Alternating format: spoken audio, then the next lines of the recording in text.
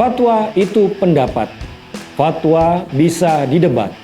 Fatwa tidak mengikat. Fatwa itu opini, tidak suci, meniscayakan toleransi. Dan sebaik-baik fatwa, suara hati nurani. Inilah Fatwa Guntur Romli. Assalamualaikum warahmatullahi wabarakatuh. Pemirsa Cokro TV yang berbahagia, berjumpa lagi dengan saya Guntur Romli. Kali ini saya ingin membahas salah seorang jenderal kebanggaan kita semua, Jenderal Dudung Abdurrahman, Kepala Staf Angkatan Darat Kasat. Seperti yang kita ketahui bersama, Jenderal Dudung dengan tegas melawan anasir-anasir kelompok-kelompok intoleran dan kelompok-kelompok radikal saat beliau masih menjabat sebagai Pangkostrat dan Pangdam Jaya.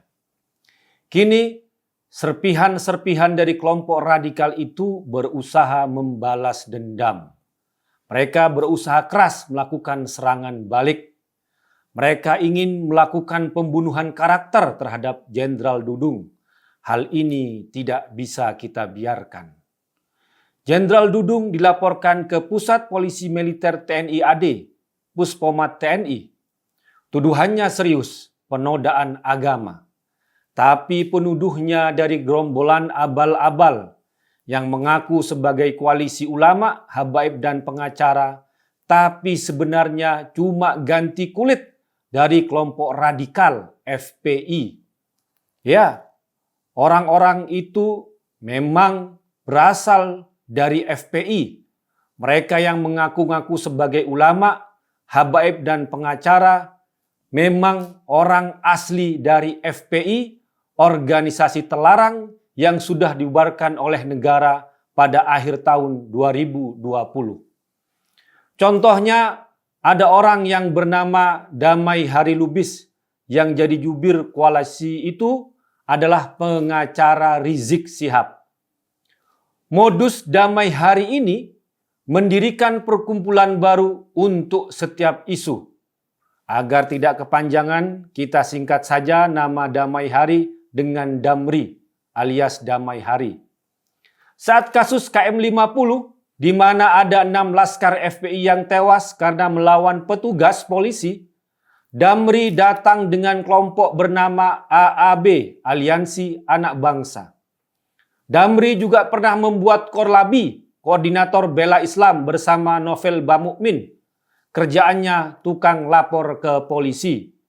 Damri alias Damai Hari memang cocok disebut pelakor, pengacara kelakuan tukang lapor.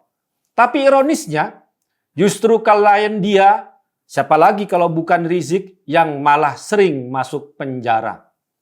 Tapi kini Damri dengan Novel Bamukmin lagi tidak akur. Gara-garanya, Damri mengusulkan pasangan Capres dan Cawapres 2024 adalah Anies dan Puan. Damri juga disebut-sebut sebagai tokoh gerakan 212 yang kemudian dibantah oleh Novel Bamukmin yang katanya Damri sudah nonaktif di 212. Novel Bamukmin pun mengecam Damai Hari alias Damri untuk menarik statementnya karena dianggap sudah jauh dari garis perjuangan 212 dan sangat berbahaya, bisa berakibat terjadi kegaduhan. Jadi bagi Novel, Damri ini sangat berbahaya. Novel Bamukmin malah menyodorkan dirinya sebagai cawapres buat Anies. Keduanya sedang ribut. Tolong, keduanya jangan dipisah.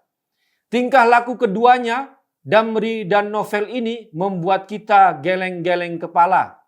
Seperti anak-anak yang mudah ribut hanya karena berebut manisan. Jenderal Dudung Abdurrahman memang masih menjadi sasaran kemarahan dan kebencian gerombolan FPI. Karena tindakan Jenderal Dudung saat menjadi Pangdam Jaya menurunkan dan mencopoti baliho-baliho bergambar Rizik di seluruh Jabodetabek. Baliho-baliho Rizik saat itu dipasang secara sembarangan dengan kata-kata provokatif berisi ajakan revolusi. Saat Satpol PP menertibkan, tapi dilawan dan dinaikkan kembali oleh Laskar FPI yang waktu itu belum dibubarkan. Yang aneh pula, baliho-baliho rizik saat itu diperlakukan seperti disembah. Beberapa rekaman video waktu itu yang viral memperlihatkan para pendukung Rizik dan FPI seakan-akan menyembah baliho itu.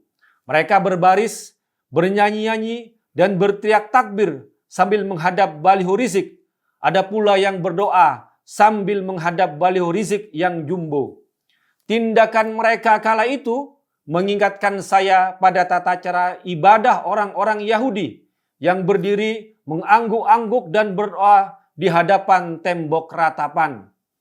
Kemarahan gerombolan FPI bisa jadi karena Jenderal Dudung Abdurrahman telah menghancurkan sesembahannya, yakni baliho jumbo Rizik kala itu.